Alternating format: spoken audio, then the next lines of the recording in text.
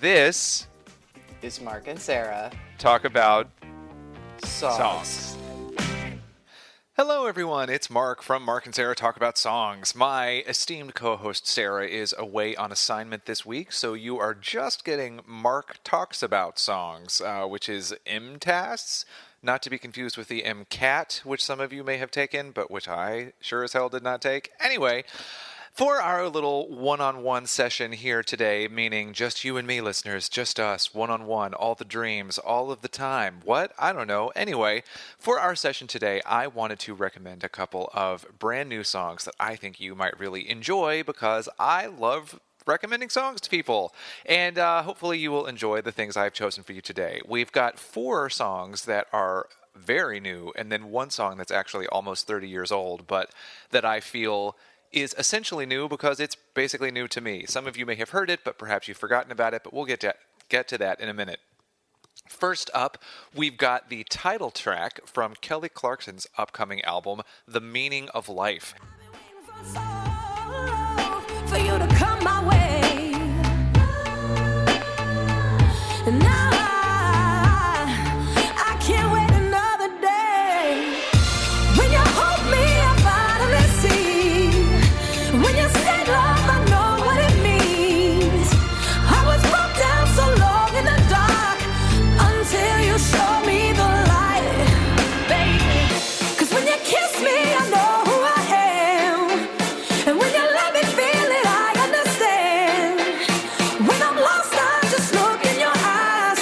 You show me the meaning of life. Meaning of life, life, life. I love this song so much because Kelly Clarkson has been promising for years that she was going to release a more straight-up soul album, and based on what we've heard from Meaning of Life, her new record, this is exactly the direction she has taken. This is also her first album that's released beyond her contract that she was signed into through American Idol, so there's kind of a I'm doing me quality to this record, although Kelly Clarkson has been spinning that particular narrative since practically her second album, where she's just always letting us know that she's breaking away, she's stronger.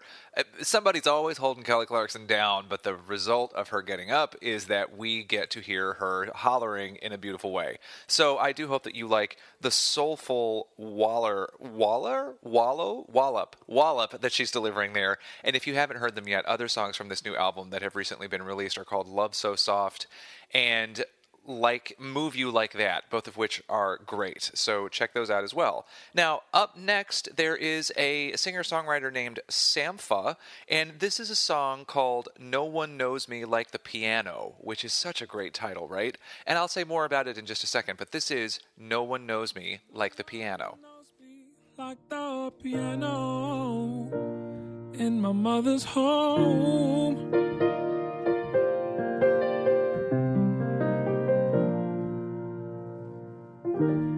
You would show me I had something. Some people call it soul.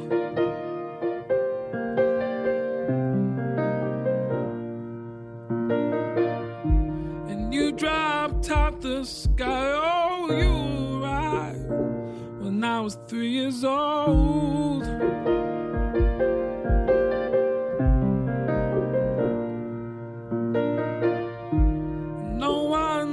Me like the piano. As you can hear, the first verse of this sparse but incredibly beautiful song is about Sampha, a British-born musician, thanking his parents, and particularly his mother, for bringing a piano into his life when he was 3 years old. And obviously that worked out well for him. And then the second verse, which you don't hear, deals with his mother's recent death from cancer, and just the raw emotion of the song, which is held in check by his quiet performance, is so striking and so powerful to me. I know we've talked before about how much I'm really affected by that type of emotion in a song, along with what you hear in, say, The Luckiest by Ben Folds, and I just think that Sampha has done it again. And next up, we've got a new song from the band Walk the Moon, whom you might recall for their amazing hit Shut Up and Dance from about 2014. So good. They also have the song Anna Sun. They've also got a song called Different Colors, but this is their brand new song, and it's called 1 Foot. So let's get funky on both feet while we're dancing, or you can dance on one. Do whatever you want. Anyway, this is 1 Foot. Hope to die, taking this one step at a time. I got your back if you got mine. Oh, 1 foot in front of the other. 1 foot in front of the other. 1 foot in front of the other.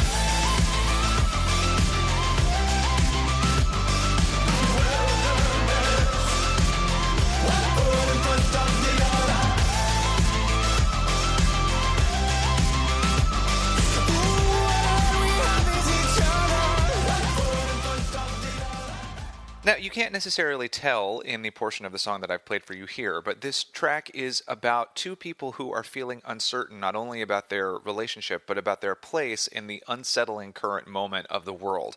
And the section that I pulled demonstrates why I think the song is so great, because while it is filled with that anxiety, it finds this purpose in saying, no, we're just going to put 1 foot in front of the other and make it out of this mess, and you and I are going to do it, I hope.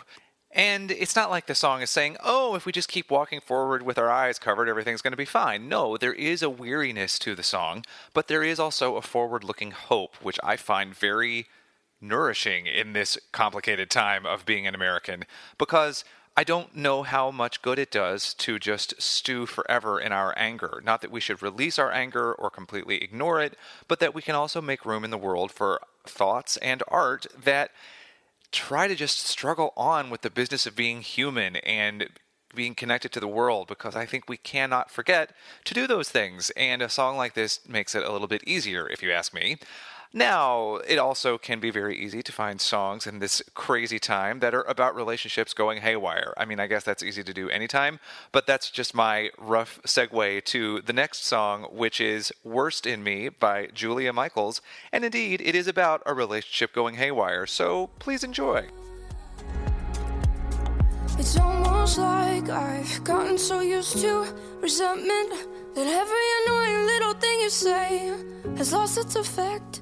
It's almost like it's made you a little bit bitter when I don't always react the way you expect.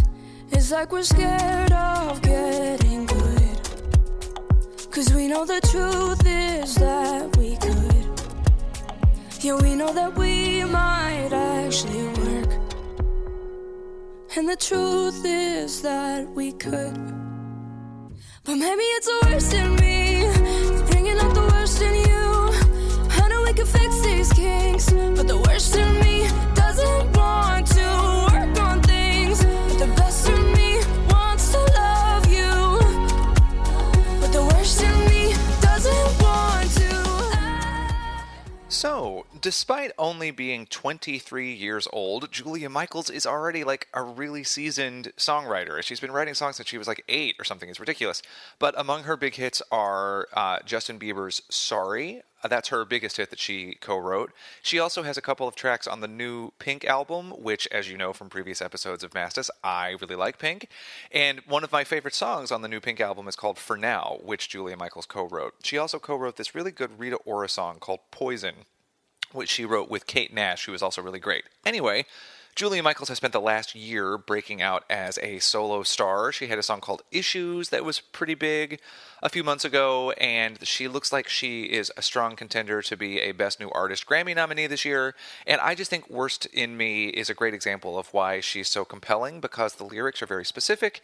The evolution of the song sonically is really interesting, and there's just something so distinct about her voice and about the phrasing in her songs, and even in the way that she sings, like her cadences, I just find very striking. She seems, I don't know why I'm saying this, I don't know her, but she seems like a very smart, person who is feeling things very deeply and probably is someone that I would have wanted to be friends with were we the same age. Or I don't know, I guess I could be friends with her now. She's 23. Whatever. The point is, she just comes across like a thoughtful, smart person, and I want to get to know her, and I like getting to know her through her music, and I hope you like that song as well. Now, to end things, let's take it back, if you don't mind, to the 1980s when we can have a little dip into the world of Wang Chung. Yes, 30 years ago, just over 30 years ago, in early 1987, Wang Chung followed up the success of Everybody Have Fun Tonight with another top 10 hit that has been, I think, largely forgotten, but unjustly so. This is a clip from Let's Go by Wang Chung, which hit number 9 on the Billboard Hot 100 way back in 1987. What you doing and get on our case? We could blow this existence right out into space and share a sweet isolation. Let's go there today, go today, go today. Anyway, let's go, baby, come on. Let's go, baby, come on. Take your cue from me now. I'm saying, baby, let's go. Will you listen to me? I'm saying, baby, come on now. Let's go, 'cause we can't hold back no more. There's no way. Dance. This song is so good. I can't even remember how I heard this song for the first time. I heard it last year. I think I might have been using Spotify and was just looking around at 80 songs and this one came up. Anyway, or actually no, more likely I was looking through my Billboard chart book and saw that this was on Wang Chung's entry and realized, oh, it's a top 10 hit I'd never heard before. Anyway, I love this song. It's so fun. It is very indicative of that 80s metallic industrial dance sound, and that to me is a compliment, y'all. So I hope that you will seek out the rest of the song, and in fact, I hope you will seek out the full versions of all the songs I've discussed today. And thank you so much for being with me on this journey through music that you need, or that I think you need at least. Please let me know if there are any other songs that you would like me to talk about with Sarah. Let me know also if you listened to these songs and what you thought of them, and let me know if you'd like to talk about anything else, because Sarah and I love to hear from you. You can reach us at talkaboutsongs@gmail.com. You can tweet us at talksongs. You can Facebook us at facebook.com/mastus.podcast. And if you would like to get access to special content, as well as take part in polls that will directly influence the future of episodes of Mastus, you can join us as a Patreon sponsor at patreon.com/Mastus. And for a low monthly donation, you can become a bigger part of all of this fun. But no matter what, it is great having you. We love having you, listeners. And Sarah will be back with me next week when we will be talking about George Michael, Elton John, and George Michael and Elton John, if you know what I mean. Bye. This is Mark and Sarah talk about songs.